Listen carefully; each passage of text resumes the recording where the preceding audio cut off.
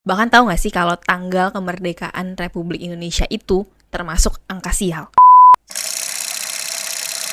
Kalau kamu dikasih pilihan nih, mau tinggal di lantai 13 atau di apartemen nomor 4, kamu mau pilih yang mana? Sebenarnya ketakutan manusia terhadap angka nih rasanya udah turun-temurun dari generasi ke generasi. Kayak udah umum gitu. Banyak banget lantai-lantai di gedung-gedung bertingkat atau di unit-unit, misalnya kayak apartemen, bangunan yang berunit gitu, menghindari nomor 4.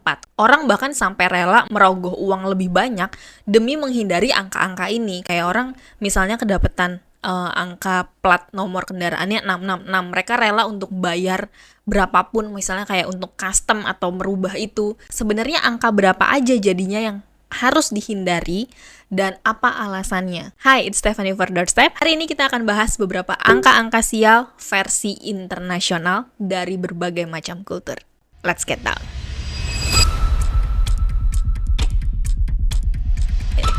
Yang pertama pastinya paling banyak dihindari adalah angka 13. Bukan cuma di Indonesia, tapi angka 13 ini ternyata justru pertama kali mulai dihindari di kultur kalangan masyarakat barat sana, baik di Eropa maupun di Amerika. Karena salah satu alasannya, mungkin ada alasan yang lain, tapi aku hanya akan bahas satu alasannya di sini, yaitu bahwa rata-rata kan penduduk masyarakat Eropa dan Amerika itu beragama Nasrani, Kristen, Katolik, you name it. Nah, dalam Bible, apparently, angka 12 ini banyak mencerminkan sebuah kesempurnaan. 12 tuh kayak cukup. Jadi kalau 13 tuh kayak kelewatan, 13 tuh kayak kelebihan, 13 tuh kayak yang terakhir nih kemungkinan akan membawa sebuah kesialan gitu. Nah, pada perjamuan makan malam terakhir atau yang kita mungkin tahu dengan The Last Supper, di mana Yesus Kristus duduk makan bersama dengan ke-12 muridnya sebelum akhirnya dia disalibkan. Nah, kalau muridnya ada 12 sama Yesus Kristusnya kan berarti jumlahnya akan 13. Tapi beberapa catatan menuliskan bahwa yang datang terakhir,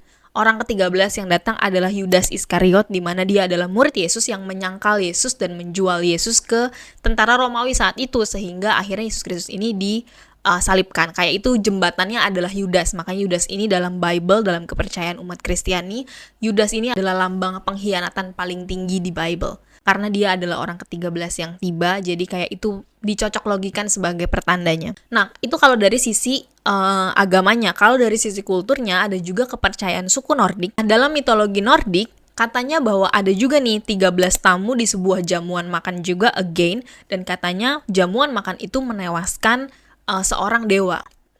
Kayak mirip ya sebenarnya. Cuman intinya kayak gitu, dan akhirnya dianggaplah bahwa omang 13 nih nggak boleh deh, baiknya dihindarin. Saking kultur ini sudah turun-temurun generasi ke generasi, banyak banget orang yang ketakutan gitu loh menghindari angka 13, menganggap bahwa ini adalah pertanda sial. Bahkan ada istilah untuk orang yang punya ketakutan berlebih atau let's say mungkin seperti fobia dengan angka 13, yaitu, oke ini susah baca, triskaidekapfobia. Itu adalah istilah untuk orang yang takut berlebih dengan angka 13 gitu. Makanya mereka lumayan sangat menghindari angka 13. Jadi banyak gedung-gedung di Amerika, gedung-gedung pencakar langit di Amerika dan Eropa yang memang tidak punya angka 13. Biasanya dibikin entah 12A atau mungkin dilompatin langsung ke 14. Next. Berikutnya adalah angka 4. Kalau tadi dari Eropa, kita sekarang bergeser ke budaya Asia Timur. Di mana di Jepang dan di Cina, angka 4 ini dianggap angka sial, karena dalam penyebutan dan tulisannya tuh mirip sama kata yang berarti mati. Jadi salah satunya tuh penyebutannya adalah untuk menyebut kematian gitu. Sedangkan yang satu artinya 4, makanya dianggap bahwa 4 ini selalu berdampingan dengan kematian. That's why it feels like it's cursed. Kayak sepertinya angka 4 ini terkutuk dekat sekali dengan kematian, jadi dihindari banget. Makanya biasanya di nomor-nomor building again, atau di lantai, di unit, nomor-nomor unit rumah, apartemen, hotel, biasanya tidak ada kamar nomor 4, lantai 4, atau things like that. Kan kalau kalian yang di Jakarta tahu, Pondok Indah Mall tuh lagi dibangun. Terus kalau kalian nggak tahu deh sekarang udah jadi atau belum, cuman katanya PIM 5 itu lagi dibangun. Kalau kalian yang tinggal di sekitaran Jakarta, apalagi Jakarta Selatan, sering main ke sana, pasti tahu ada PIM 1, ada PIM 2, ada PIM 3, tapi sekarang yang bangun langsung PIM 5. Beberapa orang di kolom komentar banyak nanya kayak, kok perasaan baru sampai PIM 3, kok udah PIM 5 aja, PIM 4-nya mana? Walaupun bukan statement resmi dari pihak pemilik atau developer atau pengelola mall, tapi banyak netizen yang saling menjawab bilang kalau karena angka 4 itu dianggap angka sial. Jadi langsung di skip dari PIM 1, PIM 2, PIM 3, there you go, PIM 5, nggak ada PIM 4-nya. Karena angka 4 ini sama besarnya dihindarinya oleh banyak orang, makanya ada juga sebutan untuk ketakutan pada angka 4, yaitu tetrafobia. See, it's easier. Kalau tadi ada routing berdasarkan agama, berdasarkan kultur, tapi kalau dari Asia Timur ini lebih ke pengucapannya, penulisannya yang dianggap mirip cuman kayak beda titik atau mungkin apalah itu istilahnya itu. Padahal kan kalau gini bisa aja ya nggak usah dari awal tuh dibikin sama gitu sama pencipta bahasanya. Anyway, next. Nah, ini dia berikutnya adalah angka 17. Apakah tanggal kemerdekaan Republik Indonesia adalah angka sial? Well, di Indonesia tentunya mungkin tidak. Tapi dalam bahasa Latin atau menurut kultur masyarakat Italia, angka 17 ini sangat dihindari karena dianggap sial. Dalam angka Romawi 17 itu kan berarti X, V, double E. Nah, apparently kalau X, V, double E ini diacak tempatnya, itu bisa juga menjadi fiksi. Bener nggak nih bacanya nih? Visi atau fiksi, apapun lah. Pokoknya tulisannya kayak gini. Dimana fiksi atau visi ini dalam bahasa Latin punya arti bahwa aku telah hidup. Nah, jadi dianggap secara implisit atau secara nggak langsung ini bilang bahwa aku sudah mati sekarang. Karena kan aku telah hidup, sama kayak aku telah makan. Aku sudah makan, berarti kan sekarang tidak sedang makan, tapi tadi makan, sekarang udah nggak makan. Kalau aku sudah hidup atau aku telah hidup, berarti sekarang udah nggak hidup, hidupnya udah selesai karena sekarang udah nggak hidup gitu. Makanya angka 17 ini kayak sangat dihindari karena dianggap membawa sial. Aku belum pernah ke Italia, tapi katanya di Italia sana tuh banyak deret-deret bangku baris kursi gitu yang tidak ada nomor 17-nya. Jadi either dilengkap atau disebut dengan istilah lain.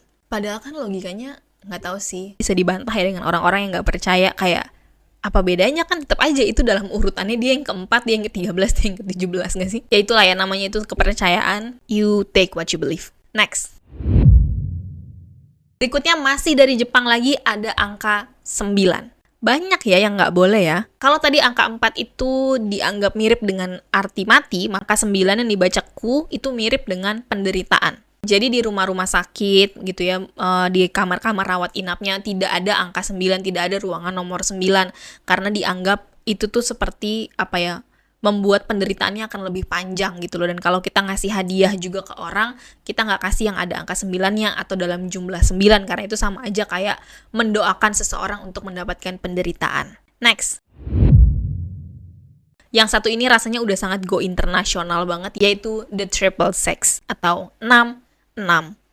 Kembali lagi dengan tradisi Kristen dalam Alkitab atau umat Kristiani ini sangat menentang angka the triple six. Secara jelas terang-terangan ditulis di dalam kitab terakhir di Perjanjian Baru, yaitu kitab Wahyu, di mana kitab Wahyu ini merupakan salah satu murid Yesus yang banyak mendapat ilham dan penglihatan dari Tuhan akan bagaimana kehidupan di akhir zaman nanti. Jadi Tuhan tuh kayak menyampaikan ini melalui salah seorang murid Yesus yang kemudian dia ini menuliskan semua tentang akhir zaman. Jadi kalau baca kitab Wahyu dari mulai pasal yang pertama sampai yang terakhir, semua isinya adalah tentang akhir zaman. Nah, apparently di salah satu pasal dan ayatnya ditulis secara jelas, ini sedang dibilang bahwa akan muncul binatang-binatang yang aneh-aneh bentuknya, baik dari air maupun dari darat atau dari tanah, di mana binatang-binatang ini dianggap menjadi simbol dari akhir zaman. Dan salah satunya itu katanya akan bertuliskan 666, the triple six. Makanya terlepas dari mungkin bukan binatang secara literal yang dimaksud di situ, tapi mungkin ada perumpamaan whatsoever,